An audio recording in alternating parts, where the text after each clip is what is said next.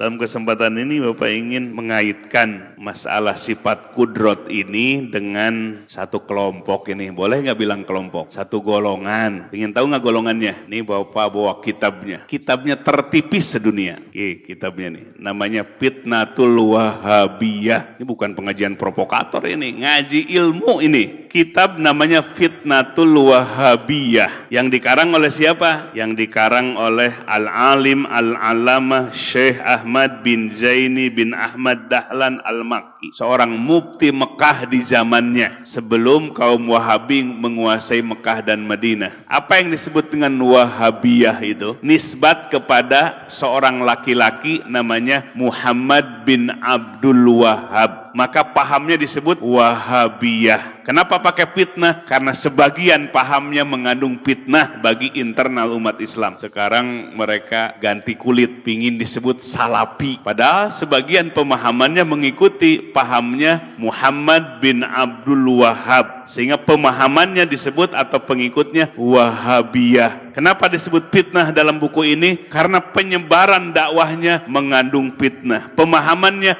mengandung fitnah. Nah, sekarang pingin tahu nggak fitnahnya? Ya, apa sih fitnahnya saja? Fitnah itu kekacauan, ya. Disebut fitnah. Pemahamannya mengandung kekacauan, pergesekan. Bahkan dikisahkan dalam kitab ini banyak orang yang terbunuh gara-gara paham itu. Ya, ini bukan dusta, ini bukan provokator, ini kita baca kitabnya. Ya, karena pengarang kitab ini menyaksikan langsung kondisi itu. Sekarang apa saja yang paham yang mengandung fitnah itu? Dan Muhammad bin Abdul Wahhab ini semenjak remajanya sudah diprediksi oleh saudaranya dan ulama-ulama yang ada di sana, sudah mendapatkan firasat bahwa laki-laki ini akan membawa kesesatan. Ini disebutkan, wa kana abuhu wa akhuhu wa masayikhuhu yataparrasuna fihi annahu sayakunu minhu zaigun wa dhalalun. Bapak dari Muhammad bin Abdul Wahhab dan saudaranya yaitu Syekh Sulaiman, wa masayikhuhu dan guru-gurunya Muhammad bin Abdul Wahhab, yataparrasuna sudah mendapatkan firasat. Sesungguhnya Muhammad bin Abdul Wahhab ini keluar darinya zaigun, tergelincir, waldolalun, dan kesesatan. Jadi sudah diprediksi. Kenapa mendapatkan firasat seperti itu? Lima yushahidunahu min aqwalihi wa af'alihi wa nazaatihi fi kathirin minal masail. Sebab mereka sudah menyaksikan pada diri Muhammad bin Abdul Wahhab itu ucapan, perbuatannya, perdebatannya di dalam berbagai persoalan agama. Fahaqqaqallahu firasatahum fihi,